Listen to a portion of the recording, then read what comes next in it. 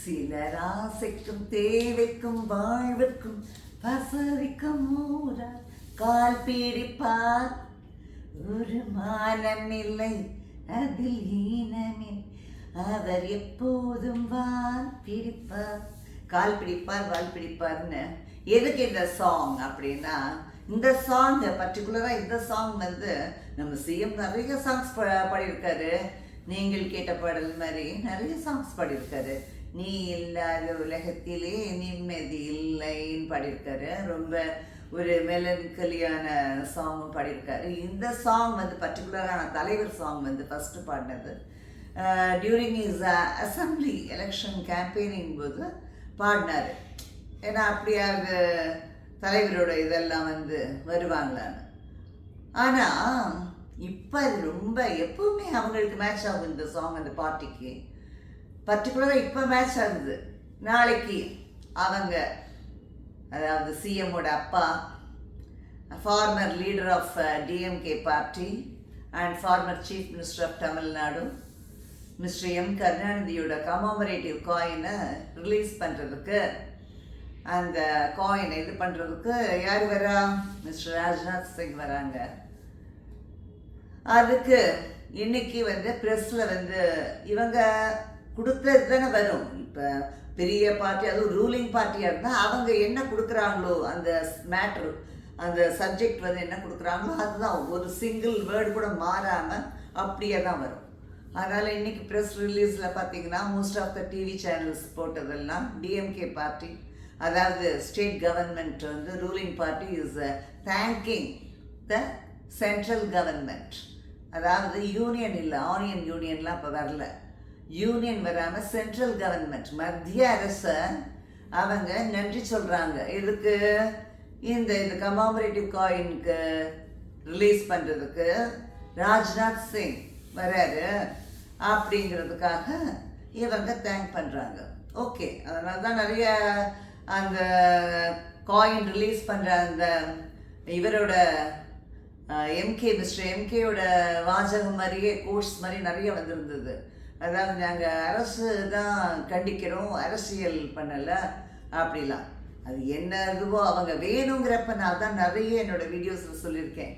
ஸ்டார்டிங்கில் இருந்து கன்ஃபியூஷன் பண்ணுறதுல ஒரு ரொம்ப பெஸ்ட்டு பார்ட்டின்னா அதுதான். ஏன்னா நிறைய ஒரு மேஜிக்கலாக ட்விஸ்ட் பண்ணி வேர்ட்ஸ்லாம் போடுறதுல இவங்கள மாதிரி ஒரு இது இருக்க முடியாது. முதல்ல நாங்கள் ஆர்என் ரவியோட ஹிஸ் எக்ஸலன்சி, நம்ம ஆர்என் ரவின்னு சொல்லக்கூடாது, ஹிஸ் எக்ஸலன்சி இல்லையா, அவரோட இதை வந்து டீ பார்ட்டியை நேற்று இண்டிபெண்டன்ஸ் டே, அது இண்டிபெண்டன்ஸ் டே கூட இன்னும் புது விதமாகலாம் சொன்னாங்க. இவங்க எல்லாருக்கும் விடுதலையான நாள் அப்படின்னு. எதில் வந்து விடுதலையானாங்க எல்லாரும்? ஃப்ரம் த கிளச்சர்ஸ் ஆஃப் பிரிட்டிஷா. அது என்ன பெரிய, அது பராலன்ல இருக்குது இப்போ எல்லாமே. ஆனாலும் விடுதலை நாள்னு சொன்னாங்க. யாரும் ஒன்றும் அரெஸ்டாக இருக்கல, எல்லோரும் ஃப்ரீயாக தான் இருந்தோம் எப்போவுமே. ஆனால் அந்த ரெஜிம் இருந்தது, அவ்வளோதான். பிரிட்டிஷ் ரெஜிம் இருந்தது. அவங்க வந்து டிக்ளேர் பண்ண நாள் தான் நமக்கு இண்டிபெண்டன்ஸ்ன்னு சொல்லிட்டு டிக்ளேர் பண்ண நாள். அதுக்கு எவ்வளோ பேர்லாம் பாடுபட்டாங்கங்கிறதுலாம் நிறைய பேர் சொல்லியிருப்பாங்க, நமக்கும் தெரியும் எல்லாருக்கும் ஹிஸ்ட்ரியில். அதில் வந்து கடைசியாக அந்த இதை வந்து தட்டிட்டு போனது, அந்த வின்னர் கார்டை வந்து தட்டிட்டு போனவர் வந்து பாபுஜி. யார்? நம்ம மகாத்மா காந்தி தான் வந்து ஃபாதர் ஆஃப் த நேஷனுக்கு நம்ம அது ஏன்னா நான் வயலன்ஸில் அவர் ஜெயிச்சிட்டாருன்னு. ஆனால் அதுக்காக எவ்வளவோ பேர் பாடுபட்டாங்க. இங்கே இப்போ பர்டிகுலராக நம்ம சொல்ல வேண்டியது, இவங்க வந்து நேற்று விடுதலை நாள்னு சொன்னாங்க, அப்புறம் தான் சுதந்திர தினம்னு சொல்லக்கூடாதுன்னு சொல்லி விடுதலையான நாள்னு சொல்லி சொன்னாங்க. இன்னமும் ஒன்று. ஆனால் இவங்கன்றது எப்போ விடுதலைன்னு தெரியல. மாற்றி மாற்றி மாற்றி மாற்றி பேசுறது. சனாதனத்தை ஒழிப்பேன்னு சொல்லிக்கிட்டே கோவிலில் போய் அந்த இதை சாப்பிட்றது என்ன இதுன்னு தெரில. விட்டால் மண்சோறு கூட சாப்பிடுவாங்க போல இருக்குது. நம்ம விவேக் காமெடி பண்ண மண்சோறு மஞ்சுளான்னு சொன்னார்ல, அதை இவங்க கூட செய்வாங்க, மினிஸ்டர்ஸ்லாம் கூட செய்வாங்க போல இருக்குது. அப்படியெல்லாம் தான் போயிட்டுருக்கு. இல்லை மாற்றி மாற்றி நேற்று மிஸ்டர் உதயாநிதியே சனாதனங்கிறத இப்போ கோவில் இல்லாமல் அப்போ எதை மீன் பண்ணுறாருங்கிறத ஒரு கிளாரிட்டி இருக்கணும்ல. அது இல்லை. சனாதனம்னா என்னன்னா பிரியனவோ எல்லாம் நடந்தது, இப்போ அதெல்லாம் நடக்கலை. எப்பவும் எல்லாம் நடந்துக்கிட்டே இருக்குது. நமக்கு தான் அதெல்லாம் தெரியாமல் இருக்குது. எப்போவுமே லேடிஸை சப்ரஸ் பண்ணுறது, விமன் ஃபோக்கஸ் சப்ரஸ் பண்ணுறது, அதுலேருந்து அவங்களால தான் ரிலீஸ் ஆகிறாங்க. ஒரு ஜான்சி ராணி, அது மாதிரி நிறைய பேர், வேலு நாச்சியார், நம்ம இங்கே வந்து எவ்வளோ பேர் தான் வந்து அதுலேருந்து நம்ம ரிலீஸ் பண்ணிக்கிறாங்களே தவிர நம்ம தேசத்தை வேணால் பாரத் மாதான்னு சொல்கிறோம், ஆனால் நிறைய சப்ரஸ் பண்ணுறது தான் எப்போ நடந்துகிட்டு இருக்கு. ஆனால் இவங்களா ஒன்று சொல்லுவாங்க, திராவிடம் வந்து தான் காப்பாற்றுச்சு, எல்லாம் அதுக்கு முன்னாடி எல்லாம் கட்டி போட்டிருந்ததும் பாரு, எல்லாம் ஆரியன் இவங்க வந்து நாங்கள் இது பண்ணல, அவங்க தான் வந்து இது ஹிந்துத்வான்னு சொல்லி பிரிக்கிறாங்க. இவங்களும் தான் ஆரியன் திராவிடியன் சொல்லி சொல்லி பிரிக்கிறது எல்லாரும் சேர்ந்தது தான் ஒரு கண்ட்ரியில். எல்லா பக்கமும் எல்லாரும் அவன் பிழப்பு தேடி எல்லா பக்கமும் இருக்கான், எல்லா பக்கமும் டிஸ்ட்ரிபியூட் ஆகியிருக்கான். அவனை வந்து என்னவோ இவங்க செக்ரிகேட் பண்ணி என்னவோ தனியாக வேண்டான்னு சொல்லி ஒதுக்குறதுனா அதெல்லாம் முடியுமா? இப்போ இஸ் இட் பாசிபிள்? இல்லை இல்லையா? அது இல்லாமல் இவங்க எல்லா டயலாக்ஸும் விட்டுக்கிட்டு ஒரு பக்கம் கேட்டால் ஆரியன் இதை தான் நாங்கள் இது பண்ணோம், அதை மீன் பண்ணோம். நாங்கள் எதையும் மீன் பண்ணல. இவங்க எதை மீன் பண்ணாங்கன்னா அவங்களுக்கு மீனை ஃபிஷ்ஷை தான் மீன் பண்ணுறாங்க போல இருக்கு, எதை மீன் பண்ணுறாங்க தெரியாது. ஓகே, ஆக மொத்தம் மிஸ்டர் கருணாநிதிக்கு மரியாதை செலுத்துறதுக்கு ராஜ்நாத் சிங் வந்தால் மத்திய அரசு, இல்லைன்னா ஒன்றிய அரசு. என்ன ஒரு லாஜிக் பாருங்க. அவங்களுக்கா வேணுங்கிறப்ப இது சரி, இப்போ வேணுங்கிறப்ப இவங்களுக்கு வேணுங்கிறத செஞ்சு கொடுத்துட்டாரு, ஓகே பண்ணிட்டாங்க, கன்சர்ன் கொடுத்துட்டாங்க. யார் யாரெல்லாம் இதில் கன்சர்ன் கொடுக்கறதுக்கு எந்தெந்த பிஜேபி லீடர்ஸ்லாம் இதுக்கு இதாக ஓகே பண்ணாங்கன்னு தெரியல. ஓகே பண்ணிட்டாங்க, ஓகே பண்ணிட்டாங்க. இது நாளைக்கு நடக்க போது அந்த ஃபங்க்ஷன், அதுதான் ரொம்ப முக்கியம். ஏன்னா அந்த அறிஞர் பண்ண வேலைகள்லாம் அவரோட இது கான்ட்ரிபியூஷன் அவ்வளோ இருக்குது. ஃப்ரீடம் ஃபைட்டுக்கு என்ன, அதுக்கு என்ன, இங்கே இருக்கிற இந்த தமிழ்நாட்டுக்கே ஒரு என்ன சொன்னது, புதுசாக பிளட்டெல்லாம் பாய்ச்சி அப்படி ஒரு வீர தீரமாக செஞ்சுருக்காரு. அதுக்கு முன்னாடி யாரும் செய்யலை. இவருக்கு தான் கமாமரேட்டிவ் காயினை போடுறதுக்கு பண்ணிட்டாங்க. மிச்சதெல்லாம் மட்டும் செய்ய முடியல. இப்போ தமிழ்நாட்டுக்கு என்னென்ன வேணுமோ அதை மட்டும் ஏன் வாங்க முடியல, அதையே சாதிக்க முடியல, இதை மட்டும் சாதிக்க முடிஞ்சது. இதுக்கு ஏன் அவங்க ஓகே பண்ணாங்க? இதுதான் ஆரம்பத்துலேருந்தே அவர்கள் சொல்கிற உறவு எல்லா உறவும் இதுதான். இந்த ரிலேஷன்ஷிப் ஸ்ட்ராங்காக இருக்குது, அவங்களுக்குள்ள அந்த பைண்டிங் இருக்குது, பயங்கர ஸ்ட்ராங்காக இருக்குது. அந்த பைண்டிங் பாண்டு, அந்த பிரதர்ஹுட் பாண்டு வந்து பயங்கரமாக இருக்குது. அதுக்கு தமிழ்நாட்டுக்கு இல்லாமல் அவங்களுக்கும் நல்ல ஒரு அவங்களுக்கு பிடிச்ச சில ஸ்கீம்ஸ்னால் டக்குன்னு ஓகே வாங்கிடுவாங்க, உடனே அங்கேருந்து எல்லாமே இதாகிடும். ஒரு பக்கம் இன்னைக்கு கான்ட்ரடிக்டரியாக மிஸ்டர் டிஆர் பாலு வந்து இது சென்ட்ரல் கவர்மெண்ட், அதாவது யூனியன் கவர்மெண்ட் அவங்களோட இதில், நம்ம எப்போவும் சென்ட்ரல் கவர்மெண்ட் ஒரே மாதிரி தான். ஏன்னா நம்ம ஆரம்பத்துலேருந்தே பேப்பர்ஸில் மேகசின்ஸ்லாம் பார்த்தது நமக்கு இந்த சென்ட்ரல் கவர்மெண்ட் தான் பார்த்துருக்கோம், மத்திய அரசாங்கம் தான் பார்த்துருக்கோம்.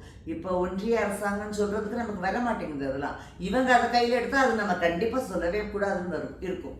அதனால சொல்கிறேன், டிஆர் பாலு மார்னிங் வந்து சொல்கிறாரு, ரயில்வே பட்ஜெட் வந்து இவங்க இது அலாட் பண்ண இது வந்து பத்தாது ஃபண்ட்ஸு என்ன, அதில் வந்து இது வந்து union government has been unfair to நம்ம ஸ்டேட்டுக்கு, இட் ஹஸ் பீன் அன்ஃபேர் அப்படிங்கிற மாதிரி பட்ஜெட்லேயும் சொல்ல, இப்போவும் அலாட் பண்ணதும் பத்தாது, insufficient funds for the state அப்படிங்கிற மாதிரி சொல்லியிருக்காரு. ஆனால் தான் ஒரு பக்கம் சொல்லிட்டே இருப்பாங்க. ஏன்னா இதெல்லாம் வந்து என்னென்னா நமக்கெல்லாம், அதாவது நமக்கு என்ன பப்ளிக்கெலாம் வந்து இன்னும் பாரு எப்படி எதுக்குறாங்க, அப்படி ஒரு அப்போஸ் பண்ணுறாங்க ஸ்ட்ராங்காக, they are convicted in their stand அப்படிங்கிற மாதிரி இந்த விமர்சகர்கள்லாம் இருக்காங்க இல்லையா, கிரிட்டிக்ஸு, அதாவது நியூட்ரலாக இருக்கிற கிரிட்டிக்ஸ் எல்லாம் பேசுகிறதுக்கு இது ஒரு சான்ஸு. நிறைய டிபேட்ஸில் பார்ப்போமே, நிறைய விதவிதமான இவங்க வராங்களே கிரிட்டிக்ஸ், அவங்கெல்லாம் பயங்கரமாக சப்போர்ட் பண்ணுறது எதனால்னா, ஏன்னா இந்த கன்விக்ஷன் இங்கே ஸ்டாண்ட் அப்படி அப்போஸ் பண்ணுறதுல, சென்ட்ரல் கவர்மெண்ட்டை அப்போஸ் பண்ணுறதுல ஸ்ட்ராங், அப்படியே வடவடாலாம் இல்லாமல் பயங்கர ஸ்ட்ராங்காக இருப்பாங்க. இதான் அவங்களோட ஸ்ட்ராங், இதான் ஸ்ட்ரென்த்து. பார்த்துக்கோங்க, எது வேணுமோ இதெல்லாம் மக்கள் நீங்கள் தான் அவங்களோட இதை வந்து தெரிஞ்சுக்கணும். அதான் இங்கே வந்து தவ புதல்வன் திட்டம், அப்புறம் மகளிர் உரிமை தொகை திட்டம், இதெல்லாம் வந்து கொடுத்தோன்னே நம்ம வந்து மார்னிங் பிரேக்ஃபாஸ்ட் ஸ்கீமு இதெல்லாம் போட்ட உடனே நம்ம என்ன நினைக்கிறோம், எல்லாமே அதெல்லாம் ஒரு பக்கம் போயிட்டுருக்கு. ஆனால் அதை விட எவ்வளவு மடங்கு நான் சொன்னதுனால லேடிஸ்க்கு ஒன்று என்ன எங்களுக்கெல்லாம் உரிமை தொகை, நிறைய பேர் சொன்னவங்களெல்லாம் எவ்வளோ பேர் கண்ணம் பண்ணி உடனே குதிச்சிருக்காங்க, நமக்கெல்லாம் ஒன்றும் செய்ய மாட்டாங்க. இதுதான் சொல்கிறேன், அந்த 1000 ரூபா கொடுத்துட்டு எவ்வளோ மடங்கு நம்மகிட்ட இருந்து போயிட்டுருக்கு. அதாவது டேக்ஸ் கட்டுறவங்க மட்டும் இல்லாமல் அவங்க வாங்குறவங்களுக்கே அந்த 1000 ரூபாய் எந்த மூளைக்கு ரீசார்ஜ் அவங்க சொல்கிறாங்க, அதுக்கே கூட பத்தாது. இது தவிர ஒரு பக்கம் எல்லாம் புக்ஸை கூட, அதாவது எது குழந்தைங்க புக்ஸ் இதை கூட இது ஏற்றிட்டாங்க. ப்ரைஸ் ஆஃப் த புக்ஸ், பாட புஸ்தகம், குழந்தைங்களோட பாட புஸ்தகம். பிரேக்ஃபாஸ்ட் போட்டால் ஆச்சா, பிரேக்ஃபாஸ்ட்டை சாப்பிட்டுட்டு அந்த குழந்தை எதை வச்சு படிக்கும்? அந்த புக்ஸ் எல்லாம் வந்து ஏற்றிக்கிட்டே போகிறீங்க ஒவ்வொன்றும். அதெல்லாம் சிலபஸை என்ஹான்ஸ் பண்ணுங்கிறது தான் என்னோடது. அதே மாதிரி உங்களுக்கு அது 1000 ரூபா கொடுத்துட்டு பஸ் ஃபேரை வந்து ஃப்ரீ பண்ணிட்டா ஆச்சா? பஸ்ஸு வந்து ஒழுங்காக அந்த டிரைவரும் கண்டக்டர் இருக்காங்களே அவங்க உங்களை சரியாக நடத்தணும். நடத்துனர்னு சொல்கிறாங்களே, அந்த நடத்துனரும் ஓட்டுநரும் சரியாக உங்களை நடத்துறது மட்டும் இல்லாமல் பப்ளிக்கையும் இல்லை டிரான்ஸ்போர்ட்டு, பப்ளிக் டிரான்ஸ்போர்ட்டு எவ்வளோ மோசமாக டெய்லி எவ்வளோ இன்சிடென்ட்ஸ். நேற்று ஒரு இடத்துல ஒரு இவங்க பார்வை இல்லாதவங்களை வந்து எப்படி அவங்க ஹேண்டில் பண்ணாங்க, அவங்க என்ன செஞ்சுருக்காங்கன்னு சொல்லி வந்தது. அதை பார்க்குறப்ப எவ்வளோ கஷ்டமாக இருந்தது. இன்றைக்கி அவங்களை சஸ்பெண்ட் பண்ணியிருக்காங்க. உடனே சஸ்பென்ஷன் தான் நடக்கும். ஏதாவது ஒன்று நடந்ததுன்னா அந்த இடத்துல சஸ்பென்ஷன் நடக்கும். எவ்வளவு கலெக்டர்ஸை எவ்வளோ பேரை எல்லா சஸ்பென்ஷனும் நம்ம பார்த்துருக்கோமே. எவ்வளோ சஸ்பென்ஷன்னாலே இப்படியே ஆடிட்டு தான். அது ஒரு ஆசோலேஷன் தான்.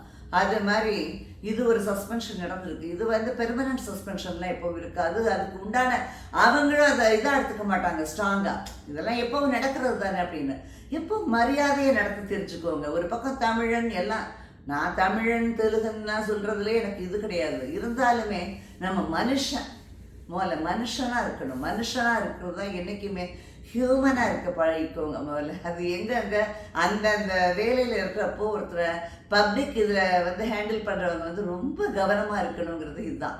ஏன்னா அவங்கள வந்து ஒரு நாள் நீங்கள் அந்த மாதிரி நடத்துறதுனால அது எவ்வளவு லைம்லைட்டில் வர்றது மட்டும் இல்லை, அவனை எப்படி அவன் கண்ணு தெரியாமல் அவன் போகிறதே அதை நம்ம ஒரு நிமிஷம் நினச்சி பார்த்தோம்னா நம்ம லைஃப்பில் எப்படி இருக்கும். அவன் இல்லாத நம்ம இன்னும் நம்ம கண்ணில் ஒரு நிமிஷம் அவன் படுறானா, அவனை எவ்வளோ தூரம் நல்லா நடத்தணும், அவன் நல்லா இருக்கணுமே, அதுக்கப்புறமும் அவன் நல்லா போகணுமேன்னு நினைக்கணும். அதுதான் மனுஷ குணம். அது இல்லை. ஓகே, அது உங்களுக்கு எப்படி வரும்? கவர்மெண்ட்ஸ்க்கே வர மாட்டேங்குது.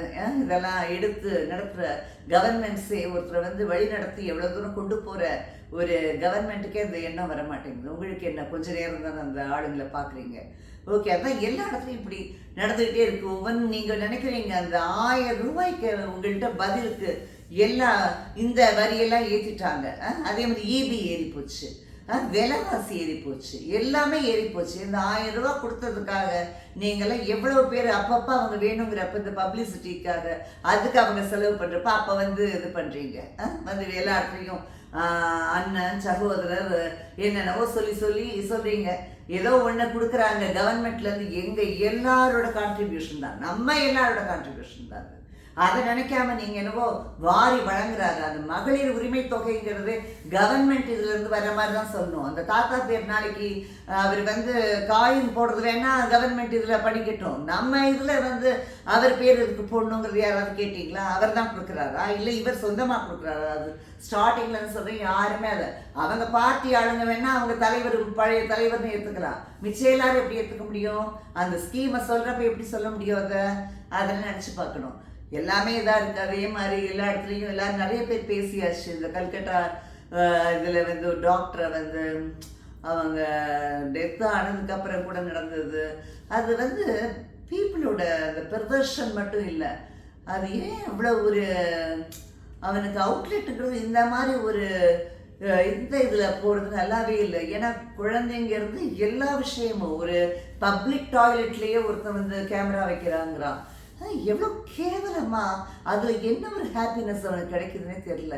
அதையெல்லாம் மாற்ற வேண்டியது அவங்க வீட்டு லேடிஸ் கையில் இருக்குது. இந்த மாதிரி ஒரு மோசமான வக்கர புத்தியாக இருக்கிறவனை வந்து என்ன செய்ய முடியும்? இது கவர்மெண்ட்டில் ஒன்றும் செய்ய முடியாது. அது எவ்வளோ பனிஷ்மெண்ட் கொடுத்தாலும் ரொம்ப இதெல்லாம் கேவலமாக போயிட்டுருக்கு. ஒரு நிர்பயா கேஸ் வந்தது அப்போ நிர்பயான பயம் இல்லாமல் இருக்கிறதுன்னு. ஆனால் இன்னும் பயம் ஜாஸ்தியாக தான் ஆகிட்டுருக்கு. நிறைய நிர்பயா வந்தாச்சு. இது வந்து ஒரு கணக்குலேயே எடுத்துக்க முடியாத அளவுக்கு கவுண்ட்லெஸ்ஸாக போயிட்டுருக்கு கேசஸ் வந்து. இதெல்லாம் அவங்க இண்டிவிஜுவல் கையில் தான் இருக்குது. இந்த மைண்ட் பெர்வர்ஷன்லாம் வந்து இண்டிவிஜுவல் கையில் இருக்குது.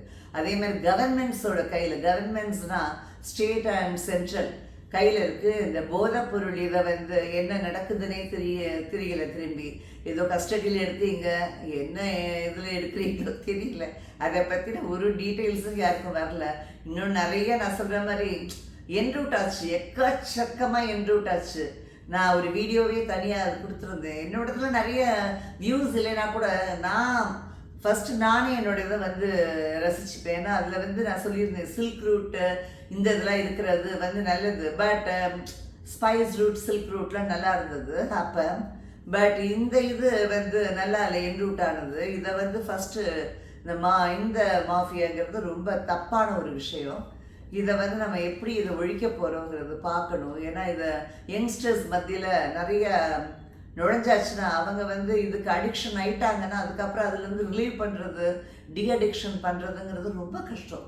அது இட் இஸ் நாட் பாசிபிள். இம்பாசிபிள்ங்கிறத விட அது முடியவே முடியாது தான். அதெல்லாம் வந்து ரீச்சை தாண்டி போயிடும் அது. அதனால் அதை வந்து எப்படி சரி பண்ண போகிறீங்க? நேற்று வந்து பிஎம் பிரமாதமாக சொன்னார் யங்ஸ்டர்ஸை. எந்த மாதிரி யங்ஸ்டர்ஸ்? அவர் வந்து பொலிட்டிக்கல் ஷேட்ஸ் மட்டும் இல்லாதுன்னு சொன்னார். இந்த மாதிரி அடிக்ஷன் இல்லாத ஷேட்ஸ் எல்லாம் வந்து எப்படி எடுக்க போகிறீங்க? அடிக்ஷன் இல்லாத யங்ஸ்டர்ஸ் யூத்தை வந்து எப்படி இது பண்ண போகிறோம், ஃபார்ம் பண்ண போகிறோம்? இப்படியே என்ரூட்டை கிடக்க இதை எப்படி முதல்ல ஃபுல் ஸ்டாப் வைக்க போகிறீங்கன்னு தெரியல. அதெல்லாம் பற்றி பேசுகிறதே ரொம்ப ஒரு சங்கடமான விஷயங்கள் எல்லாம் பொறுத்த வரைக்கும். ஏன்னா அதை ஒன்றுமே சரி பண்ண முடியாத அளவுக்கு போகிறப்போ இதெல்லாம் கவர்மெண்ட் தான் ரெஸ்பான்சிபிள் இதுக்கெல்லாம். அதுதான் நாளைக்கு எல்லோரும் கொண்டாடுவாங்க, எல்லாம் கொண்டாடுற அளவில் இல்லை. ஏடிஎம்கே ஒரு பக்கம்.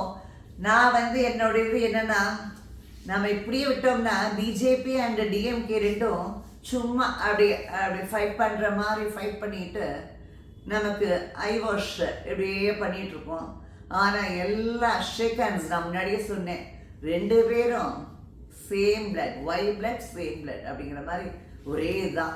இங்கே அண்ணாமலை, மிஸ்டர் அண்ணாமலை இருக்காரு, அண்ணாமலை. அந்த அண்ணாமலை வந்து நம்மளை தான் ஏடிஎம்கே தான் வச்சு என்னெல்லாம் செய்ய முடியுமோ டஃப்ட்டும்பாங்களே குடுமையை வச்சுக்கிட்டு ஆட்டிகிட்டு இருக்கிற மாதிரி ஆட்டிகிட்டு இருந்தார். வேதாளம் முருகவரத்தில் ஏறல, முதுகில் ஏறிட்டு இருந்தது விக்ரம் அவர் வேதாள்னு.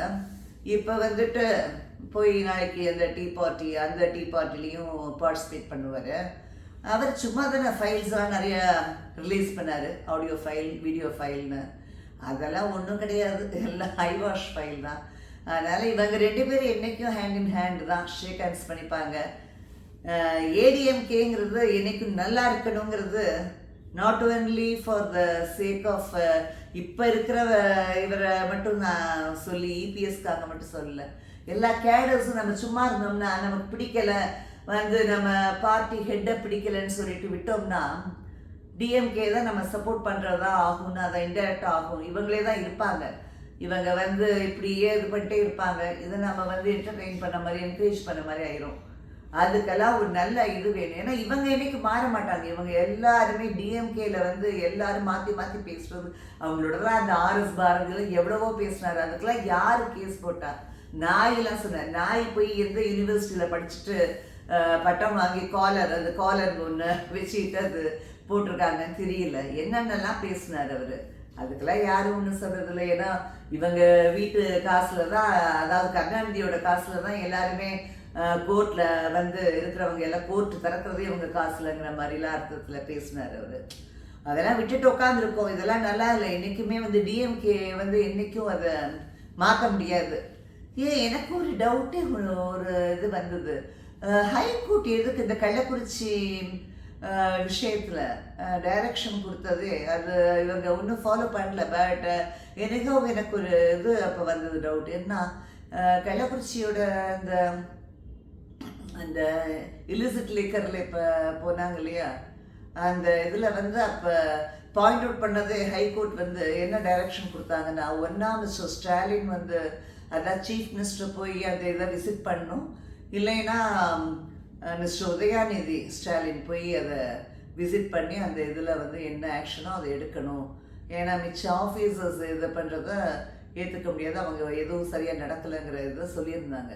அது எப்படி ஹைகோர்ட் வந்து can come to a conclusion? அது மிஸ்டர் எம்கேஎஸ் இல்லைன்னா மிஸ்டர் யூகேஎஸ் உதயநிதி ஸ்டாலின் வந்து யூஎன்எஸ் ஓகே, அவர் உதயாநிதி ஸ்டாலின் எப்படி வந்து இதுக்கு அவரை வந்து சஃபிக்ஸ் பண்ணுறதுக்கு இவர் தாங்கிற மாதிரி எப்படி அவங்க வந்தாங்கங்கிறது தெரியல. அது இன்னும் இவங்க அதை முடிக்கலை. இருந்தால் கூட அது ஏன் அந்த மாதிரி சொன்னாங்கங்கிறது ஒரு பெரிய கொஷின் மார்க்காக இருந்தது.